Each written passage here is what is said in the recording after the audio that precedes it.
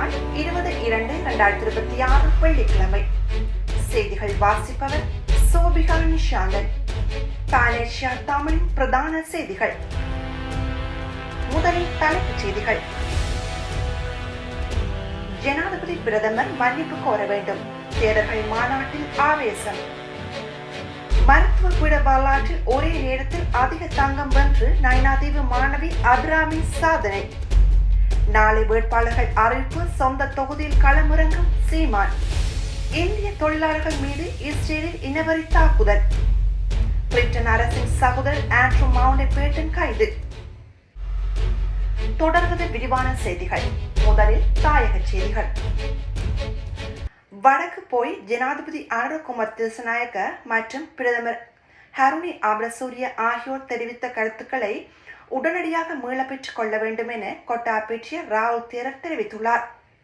அதாவது வடக்கு பௌர்ணமி தினத்தில் விகாரைக்கு வரும் தென் பகுதியினர் வைராக்கியத்தை விதைப்பதாக ஜனாதிபதி கூறிய விடயம் மற்றும் பிரதமர் மன்னார் தெரிவித்த கருத்தான யுத்தங்களை எங்களை கேட்டா மேற்கொண்டனர் என்ற கருத்துக்கள் பௌத்தர்களுக்கு ஏற்படுத்திய களங்கமாகும் என்றார். பௌத்த மகா சம்மேளனத்தில் இன்று நடைபெற்ற மகா சங்க சம்மேளனத்தில் உரையாற்றும் போதே இதனை அவர் தெரிவித்துள்ளார். ஜனவரி 1, 2016 பிறகு பொதுப்பணியில் சேர்க்கப்பட்ட அரச ஊழியர்களுக்கான ஓய்வூதிய உரிமையை உறுதிப்படுத்தும் புதிய சுற்றறிக்கை அரசாங்கம் வெளியிட்டுள்ளது. குறித்த அறிக்கையின்படி 1/1/2016 அன்று அல்லது அதற்கு பிறகு பணியமர்த்தப்பட்ட அரச ஊழியர்களுக்கான ஓய்வூதியம் தொடர்பான விதிகளை திருத்துவதற்கு அமைச்சரவை ஒப்புதல் பெறப்பட்டுள்ளது. இதற்கமைய ஜனவரி 1, 2016 அன்று அல்லது அதற்கு பிறகு வழங்கப்பட்ட அனைத்து நியமன கடிதங்களும் அதற்கேற்ப திருத்தப்பட வேண்டும் என்று சுற்றறிக்கையில் குறிப்பிடப்பட்டுள்ளது. குறைந்த அழுத்த பிரதேசமானது வலுவிழந்து இலங்கைக்கு தென்கிழக்காக தென்மேற்கு வங்களா விரிகுடா கடற்பரப்புகளுக்கு மேலாக தொடர்ந்தும் நிலை கொண்டுள்ளதாக வளிமண்டலவியல் திணைக்களம் இன்றைய தினம் பிற்பகல் 2 மணியளவில் வெளியிடப்பட்டுள்ள வானிலை முன்னறிவிப்பில் தெரிவித்துள்ளது.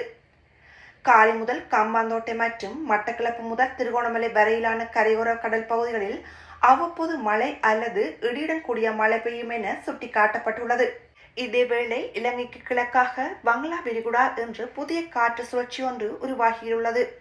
இது நாளை மறுநாள் தாளமுகமாக மாற்றடையும் என யாழ் பல்கலைக்கழக புவியியல் துறையின் சிரேஷ்ட விரிவுரையாளர் நாகமுத்து பிரதிபராஜா எதிர்வு கூறியுள்ளார்.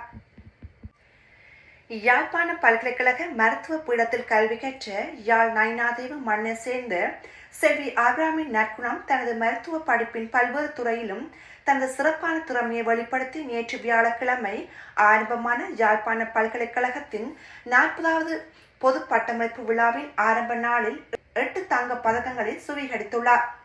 இதன் மூலம் இவர் யாழ்ப்பாண பல்கலைக்கழக மருத்துவ பீட வரலாற்றில் ஒரே நேரத்தில் அதிக தங்க பதக்கங்களை வென்ற மாணவியாக தெரிவாகியுள்ளார். மருத்துவ படிப்பின் அனைத்து கட்டங்களிலும் முதலிடம் சத்திர சிகிச்சை, மகப்பேற்றியல் மற்றும் குழந்தை மருத்துவம் போன்ற துறைகளில் விசேட சித்தி, மருத்துவ பீடத்தின் சிறந்த மாணவிக்கான விருது ஆகியவற்றுக்காகவே குறித்த தங்க பதக்கங்களை மாணவி அபிராமி வழங்கப்பட்டுள்ளன. அவருக்கு பானேசியா தமிழ் வாழ்த்துக்களையும் தெரிவித்துக் கொள்கின்றது. தொடர்வது இந்திய செய்திகள்.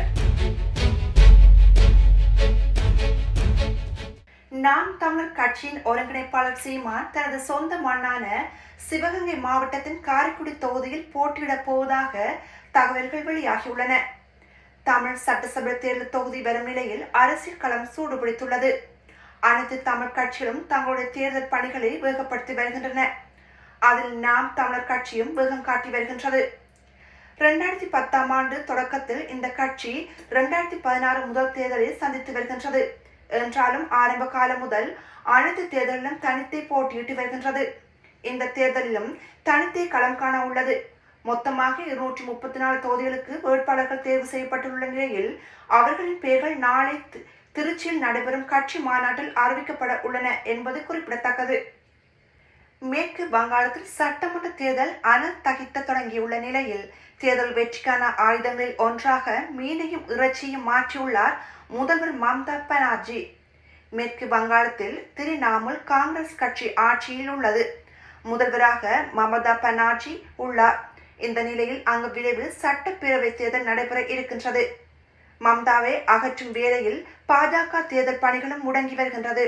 அதற்கு இடம் கொடுக்காமல் மம்தாவோ எதிர்த்து மோதி வருகின்றார். இந்த நிலையில் பாஜக ஆட்சிக்கு வந்தால் கடைகளில் மீன்களையோ இறைச்சிகளையோ விற்க முடியாது என கூறி மாநிலத்தையே ஆதரவளித்துள்ளார் மம்தா பானர்ஜி. அசைவ உணவாளர்கள் அதிகம் உள்ள மாநிலத்தில் மம்தாவின் இந்த குற்றச்சாட்டு தேர்தல் காலத்தை கிழக்கெடுக்க வைத்துள்ளது. மீன், இறைச்சி ஆகியவை உணவாக மட்டுமல்லாமல் பல லட்சம் பேருக்கான வருமானம் தரும் வாழ்வாதாரமாகவும் உள்ள நிலையில் மம்தாவின் காய் நகர்த்தல் கவனம் வருகின்றது. தொடர்வது உலகச் செய்திகள். அதிகாரத்தை தவறாக பயன்படுத்தியதாக சந்தேகத்தின் பேரில் பிரிட்டன் அரசர் சார்ல்ஸின் சகோதரர் ஆண்ட்ரூ மவுண்ட் பேட்டன் வின்சர் கைது செய்யப்பட்டு விசாரணை நடைமுறைகளின் கீழ் விடுவிக்கப்பட்டுள்ளார். பிரிட்டன் நோர்ஹோப்போக்கில் உள்ள சாண்ட்ரிகாமாம் தோட்டத்தில் காவல்துறையின் கார்கள் வந்தடைந்த படங்கள் நேற்று காலை வெளியாகியுள்ளது.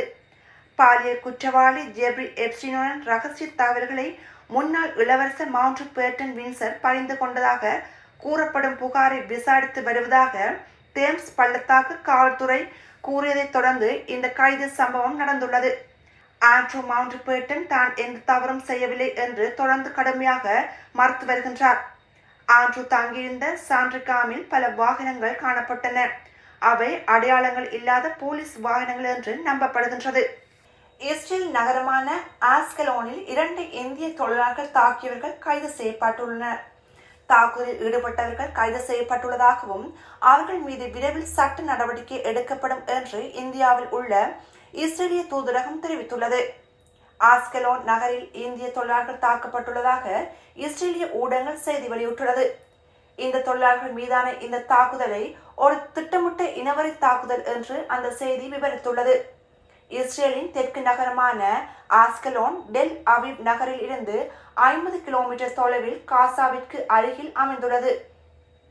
இச்சம்பவம் குறித்து வீடியோவை வெளியிட்ட இஸ்ரேலிய ஒளிபரப்பு நிறுவனமான AKN இதை ஒரு வெறுப்புணர்வால் தூண்டப்பட்ட இனவரி தாக்குதல் என்று குறிப்பிட்டுள்ளது.